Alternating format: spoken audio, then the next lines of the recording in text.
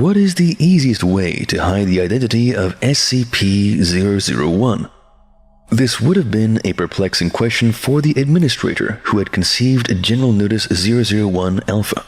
How do you hide the most important anomaly the Foundation ever has and ever will come across? How do you hide the creator of the 2,000 anomalies to follow? How do you hide the ultimate weapon? How do you hide the universe itself? How do you hide something worse? Like the identity of the administrator, the circumstances surrounding how they came to their final decision is shrouded in mystery and known by a select few. Regardless of whether the process was arduous or came in an epiphany, the outcome is evident for all to see and functioned precisely as planned. Several completely different files are present in the entry, preceded by a foreword stating that none, one, several, or all of these files were the true SCP-001. The tactic worked as intended, with a myriad of conflicting explanations erupting and battling to prove that they were correct, but never having enough evidence to disprove the others. The simplest conclusions were the most common: that there was no true 001, that it was simply a ploy utilized by the O5 Council to instill a sense of purpose into the staff of the Foundation, hiding the truth that these anomalies had no source or explanation, or that all the files were the true 001, that by some twist of fate they had devised a method of coexisting somehow.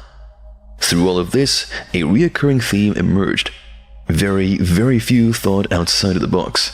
Very few were able to realize the truth. Transcript of audio logs recovered from data expunged. Begin log. Date and time expunged.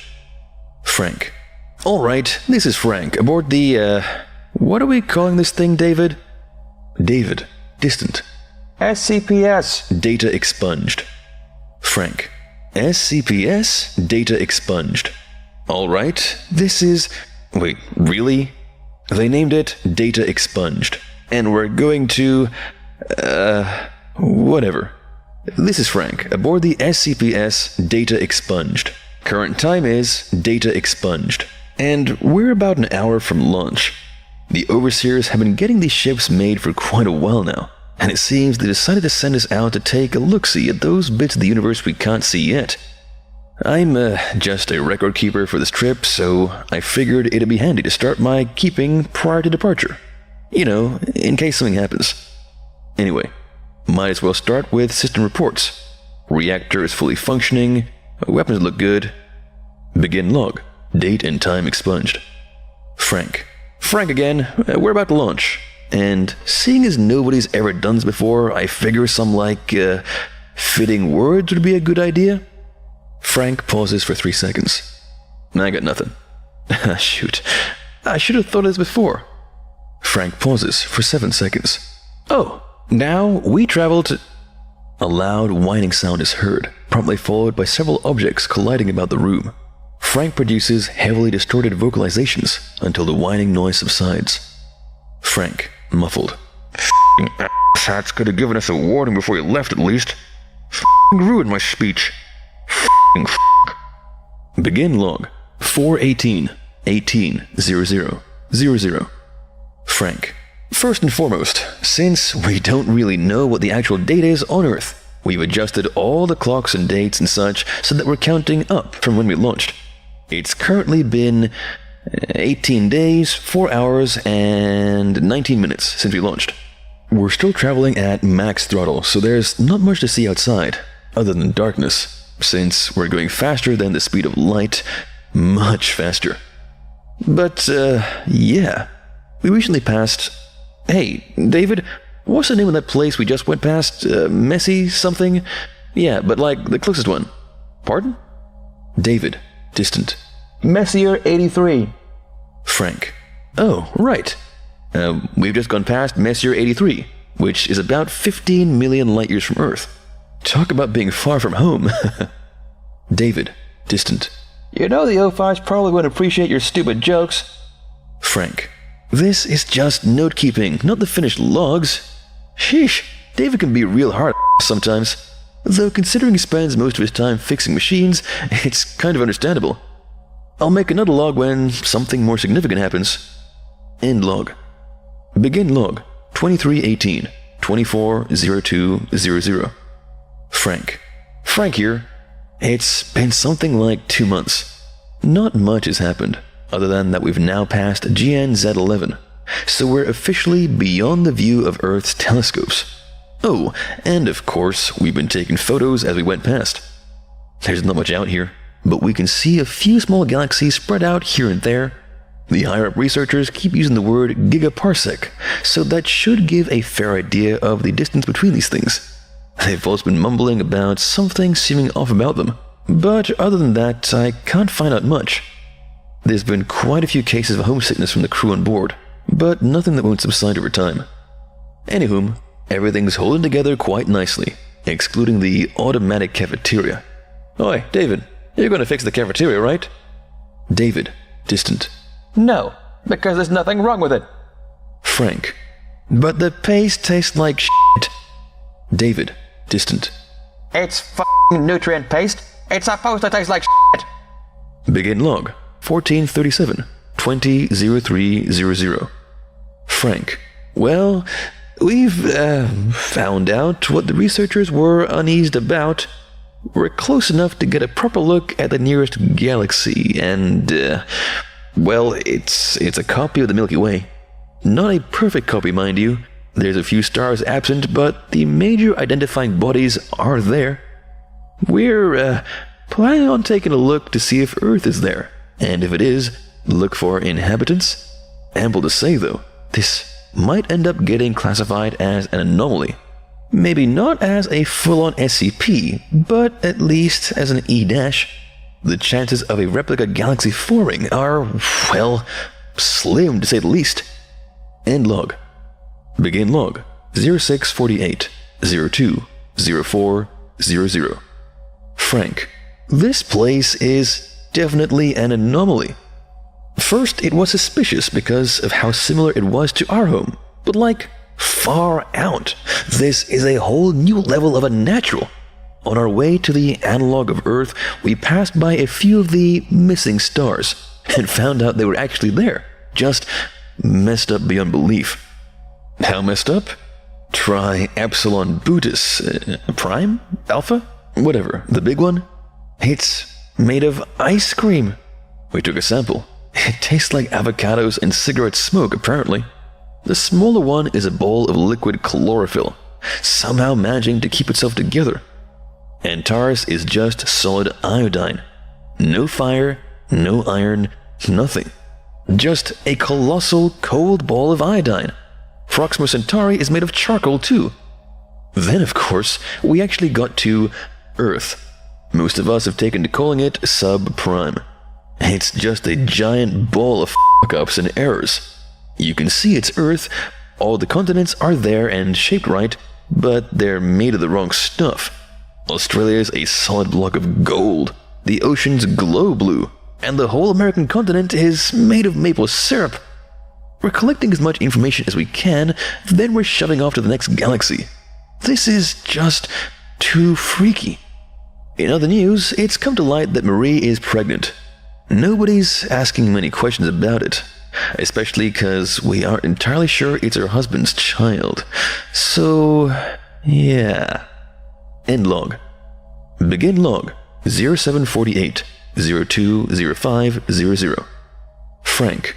What the actual flying f***? We've arrived at the next closest galaxy, and it's the same thing. Another screwed up copy of the Milky Way. Screwed up in different ways, mind you, but still basically the same thing as before. Mercury is made of ice, Jupiter is made of edible jelly. Earth looks like a Sarkic utopia. It's all flesh, bone, and blood. We've decided it's probably not best to approach, in case it doesn't like machinery. But nonetheless, we're hoping it's just these two, but we're doubtful. What the hell is happening out here? End log. Begin log 1201 170500. Frank. Note to self. Bring more puzzles and toys on the next trip. I've run out. Frank pauses for 4 seconds. Bah, I'd better put something worthwhile here. Crew are okay. We're coming to terms with the fact that the third galaxy we're going to arrive at looks like a repeat of the first two. There's nothing major about it. It's just freaky to think this same anomaly repeats itself as far as we can see. Oh, there was an incident last week. Jonathan was fixing some strange mechanical fault lower down, then something came loose and broke his arm. It's been fixed now though, and the doctor said he'd be fine in a few weeks. He swears it shouldn't have happened, so there's some investigations happening. Nothing further I can think of. You remember anything I ain't? It is assumed that Frank was speaking to David, who responded with an inaudible or non-verbal response. Alright. Ending log. End log. Begin log. 0159 070600. Frank. Another copy of the Milky Way. Not a big surprise. Is this all that there is out here? Just endless copies of home, each more messed up than the previous. Frank pauses for 3 seconds. Earth was made of some sort of glass this time. Mars was made of dry ice. Uranus was horrifically magnetic. We almost got severely screwed over. Nothing to do but keep going. End log. Begin log.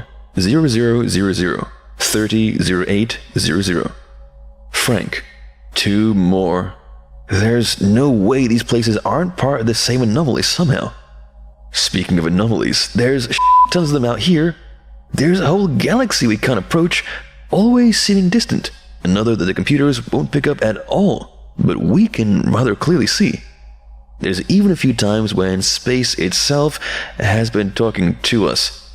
I'm not insane. We picked it up and narrowed it to certain pockets of space. There's other times when we suddenly don't have enough power and will drift for quite a distance before everything kicks back up again like nothing happened. Is the universe flat? Are we falling off the edge or something? Frank pauses for 4 seconds. Before I forget, Marie's been quarantined for some reason. We aren't able to get much from security, but it seems like she's accidentally smuggled some disease onto the ship. I hope the baby is alright. End log. Begin log. 514 10-10-00. Frank. The most recent Earth, subprime 10, I think, it's got signs of human civilization. Specifically, ours. There's like Las Vegas is there, made entirely of stacked poker chips and playing cards. New York is this one huge piece of obsidian that looks like it's rather conveniently eroded to be identical to the New York back home. There's no humans, mind you. No signs of life at all. And considering the oceans are pure hydrogen cyanide, it's probably best that nothing evolved to survive that. Why aren't we being copied if our homes are too? End log. Begin log. 1605 18 11 00. Frank. Tokyo is made of seaweed and is located at the North Pole. America is made of a solid block of gunpowder, with Chicago being made of a giant carved mango. The sun is encompassed in a shell of chitin and is colonized by vast hordes of stone that shift and move whenever we stop looking at them. Mars is made of camel leather, and a single raging immortal walks its surface. Uranus is nothing but a silent lattice of turning gears. There's nothing out here but chaos and anarchy. We're doing a loop to head back home. Security around Marie has been beefed up. 20 guards all armed to the teeth with assault rifles and grenades? What sort of disease has she contracted? End log. Begin log. 2317 2312 00. David. This is David. Frank is dead, along with most of the crew. Marie gave birth to some up eldritch horror that's been running around and killing everyone it can. I don't think security can handle it. Of all the time for something like this. Whatever this place is, keep away. It's a cesspool of anomalies. There's nothing out here but shit replicas of our galaxy. And it just keeps going and going and going. Whatever this place is made of, it sure as hell isn't reality. It just keeps expanding, growing more and more full. David pauses for 2 seconds. Of course. Why wouldn't it with data expunged? Outside, Did the overseers already know what we would find, or did they just want it confirmed? End log. Begin log 202-140301. David. Cafeteria's busted. Only spits out rat poison. We're not gonna make it, but the ship will. I don't think we went far enough for the ship to get warped too badly. We haven't seen any other anomalies on board other than the cafeteria fault. David pauses for 4 seconds. At least, tell my family I love them. End log. Begin log. Midnight. 00:00:00. The audio in the log is assumed to be automated, as it is entirely comprised of fragments of audio used in previous logs. Changes in audio are denoted by line breaks. Frank. This is Frank, aboard the SCP's Data Expunged. We've adjusted all the clocks and dates and such so that we're counting up from now, since we don't really know what the actual date is on Earth. First and foremost, when the crew on board is fully functioning, we're going faster than max throttle. Much faster. Everything's holding together quite nicely. There's been quite a few cases of homesickness from the crew on board. We're doing a loop to head back home. There's not much out here. Just endless copies of home, each more messed up than the previous. There's no humans, mind you. You remember anything I ain't? Oh, right. There was an incident last week. It's been fixed now, though. Crew are okay. Nothing that won't subside over time. Anywho, everything's okay. Everything's alright. I'm not insane. Right? David.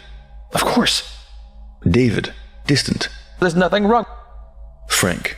Anyway, we're coming to Messier 83. Talk about being far from home. So, yeah. End log. The information collected and the names listed would never see the light of day. It would have been sent directly to the highest echelons of the Foundation, who listened, considered, and acted. It wouldn't have taken a genius to connect the implications between the facts and the records, so every bit of it was expunged or redacted, so that the administrator's efforts would not be in vain. It would have been as though the expedition never happened, as though it was simply an anomaly that appeared unexpectedly. The information would never be seen by a human eye again, until it was once more unveiled by fate, buried simply to hide the truth. What is the easiest way to hide the identity of SCP-001, the architect of the universe, and its infinite horde of flaws? Don't classify it as SCP-001. End of file. To learn more about the SCP Foundation, subscribe to SCP Orientation today and turn the notification bell on so you don't miss any of our videos.